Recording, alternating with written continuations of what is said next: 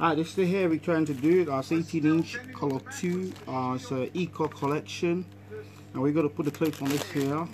This is all you got there. It comes with a seal on it. Just sealed it. And yeah, taking that off. And by the way, the claim that everything will turn out okay because there are people inside the White House who secretly aren't following the president's orders. That is not a check. I'm being serious here. That's not how our democracy is supposed to work. These people aren't elected. They're not accountable. They're not doing us a service by actively promoting 90% of the crazy stuff that's coming out of this White House and then saying, don't worry, we're preventing the other 10%. That's not how things are supposed to work. This is not normal. These are extraordinary times. And they're dangerous.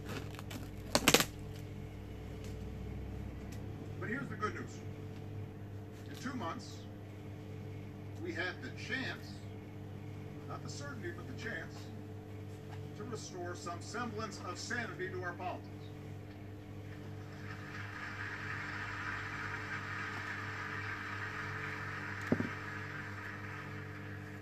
Because there is actually only one real check on bad policy and abuses of power.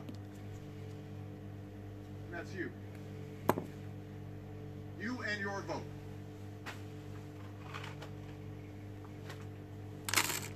But Americans will always have disagreements on policy. This is a big country. It is a raucous country. People have different points of view. I happen to be a Democrat. I support Democratic candidates.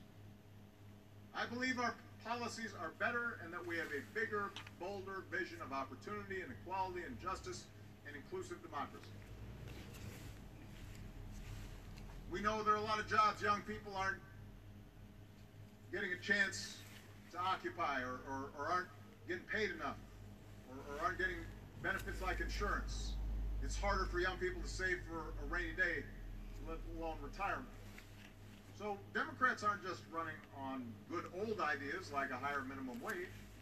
They're running on good new ideas like Medicare for all, giving workers seats on corporate boards, reversing the most egregious corporate tax cuts to make sure college students graduate debt-free.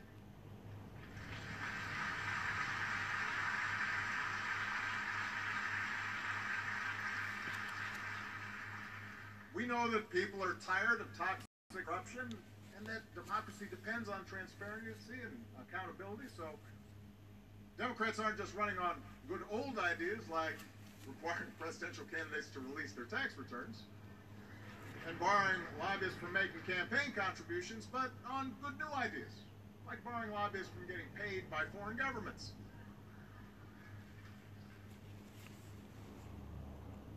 We know that climate change isn't just coming, it is here.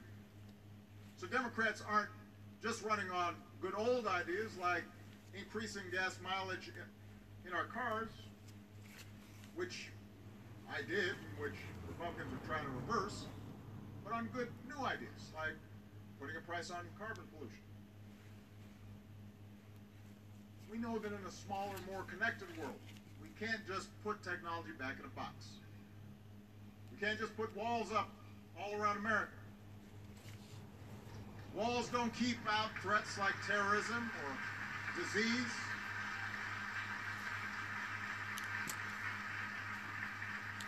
And that's why we propose leading our alliances and helping other countries develop and pushing back against tyrants.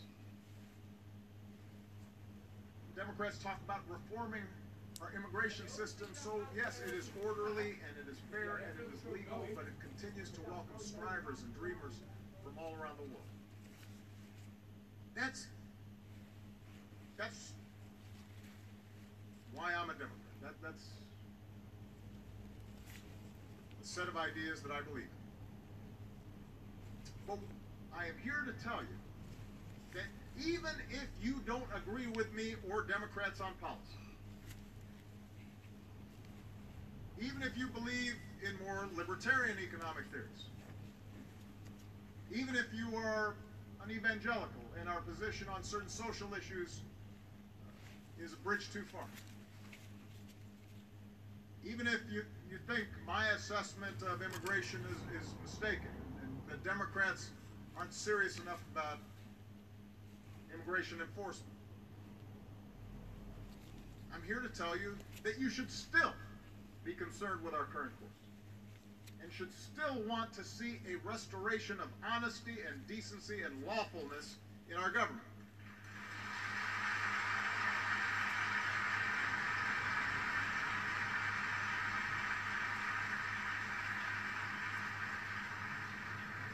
It should not be Democratic or Republican. It should not be a partisan issue to say that we do not pressure the Attorney General or the FBI to use the criminal justice system as a cudgel to punish our political opponents.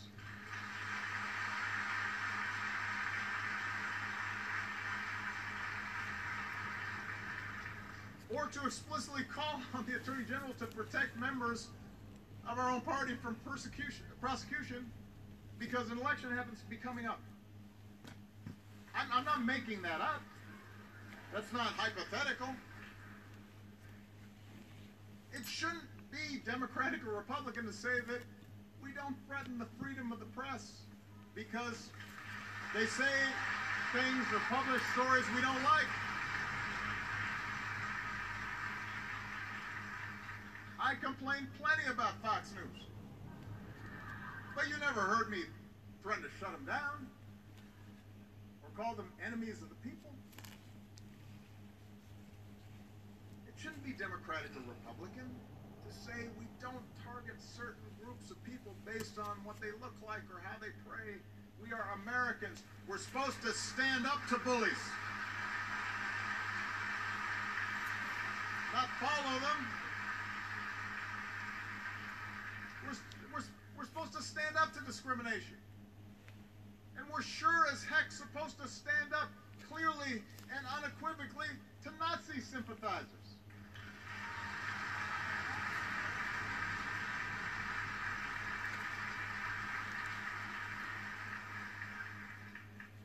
How hard can that be, saying that Nazis are bad?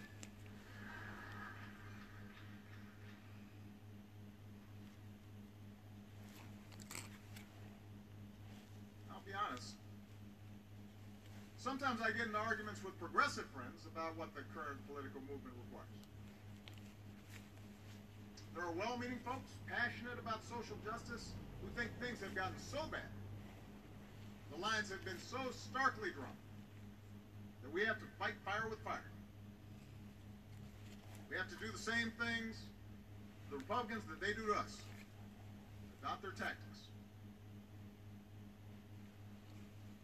Say whatever works. Make up stuff about the other side.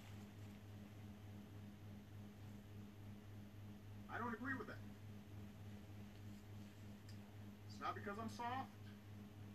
It's not because I'm interested in promoting an empty bipartisanship.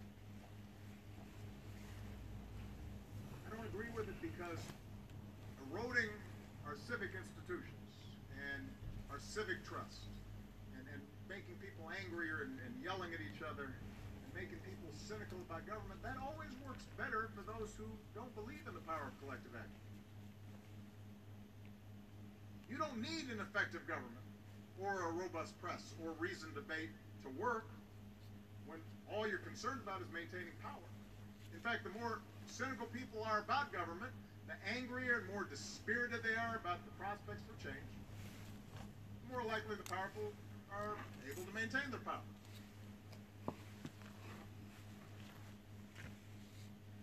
But we believe that in order to move this country forward, to actually solve problems and make people's lives better, we need a well-functioning government. We need our civic institutions to work. we need cooperation among people of different political persuasions. To make that work, we have to restore our faith in democracy. We have to bring people together, not tear them apart.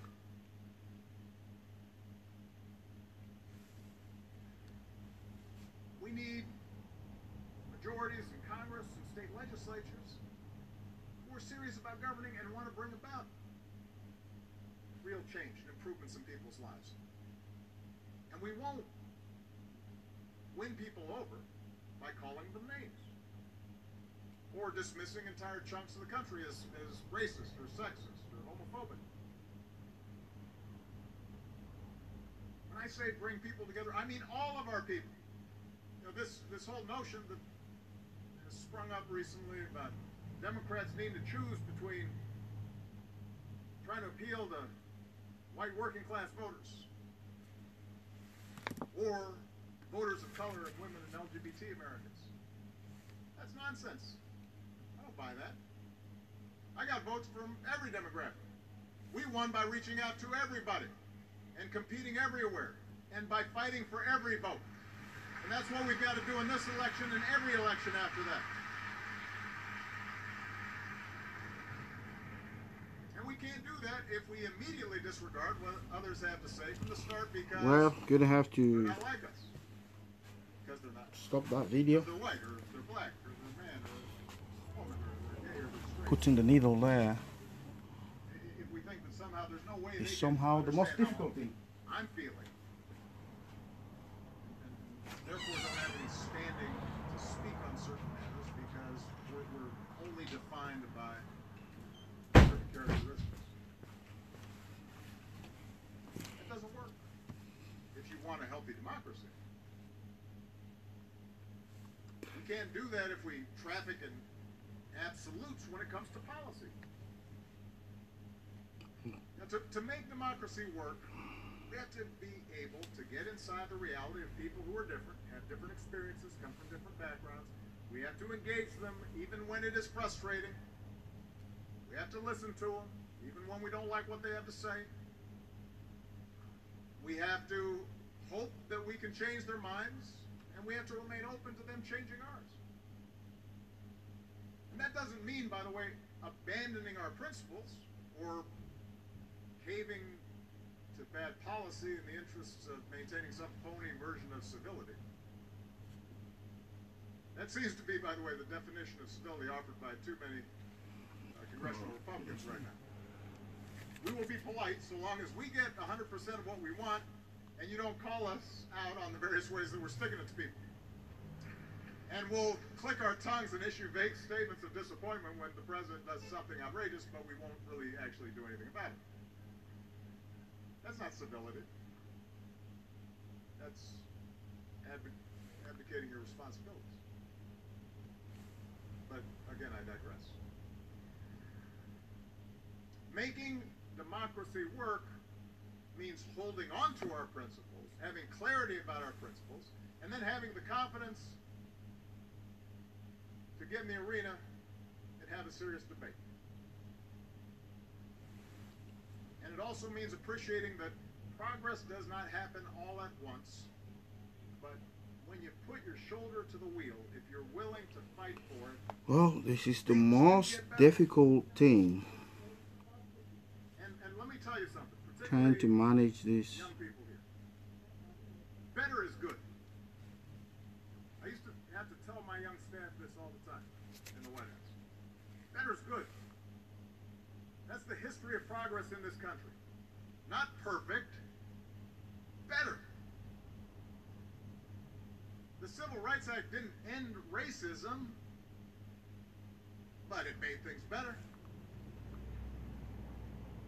Social Security didn't eliminate all poverty for seniors, but it made things better for millions of people. Do not let people tell you the fight's not worth it because you won't get everything that you want. I'm just gonna stop it there because honestly, I can't. The idea that, well, you know, there's racism in America, so I'm not gonna bother voting. No point. That That makes no sense. You can make it better.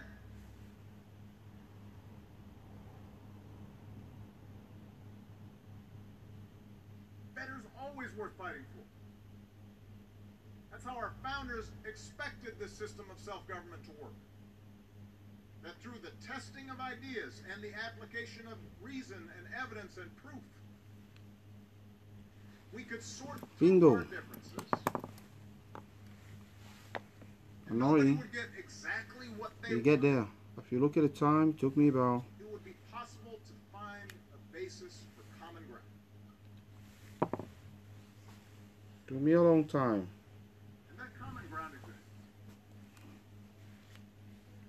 Maybe it's not fashionable to say that right now. It's hard to see it with all the nonsense in Washington. It's hard to hear it with all the noise. But common ground exists. I have seen it. I have lived it. I know there are white people who care deeply about I have talked to them and loved them. And I know there are black people who care deeply about the struggles of white rural America. I'm one of them, and I have a track record to prove it. I know there are evangelicals who are deeply committed to doing something about climate change. I've seen them do the work. I know there are conservatives who think there's nothing compassionate about separating immigrant children from their mothers. I know there are Republicans who believe government should only perform a few minimal functions, but that one of those functions should be making sure nearly 3,000 Americans don't die in a hurricane and its aftermath.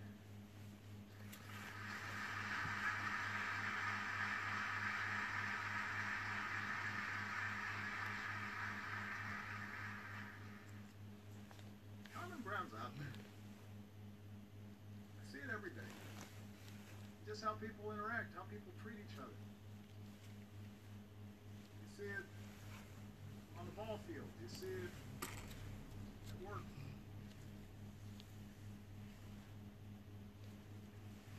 You see it in place of worship. But to say that common ground exists doesn't mean it will inevitably win out. History shows the power of people. And the closer that we get to election day, the more those invested in the politics of fear and division will do anything to hang on to their recent gains. Fortunately, I am hopeful. Because out of this political darkness, I am seeing a great awakening of citizenship all across the country. I cannot tell you how encouraged I've been by watching so many people get involved for the first time, or the first time in a long time. Marching, and they're organizing, and they're registering people to vote, and they're running for office themselves. Look at this crop of Democratic candidates running for Congress, and running for governor, running for the state legislature, running for district attorney, running for school board. It is a movement of citizens who happen to be younger and more diverse, and more female than ever before, and that's really useful.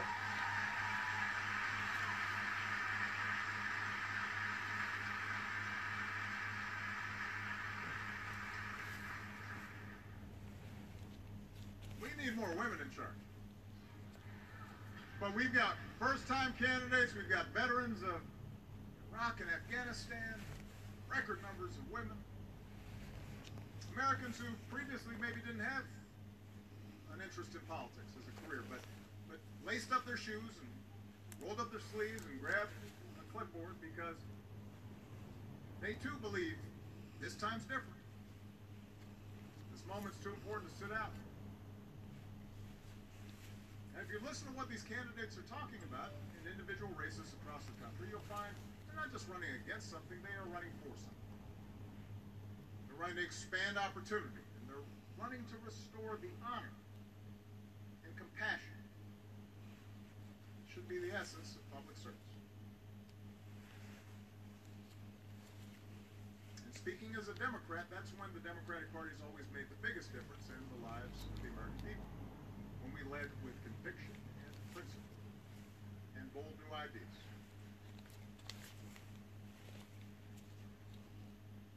The antidote to a government controlled by a powerful few, a government that divides, is a government by the organized, energized, inclusive many. That's what this moment's about.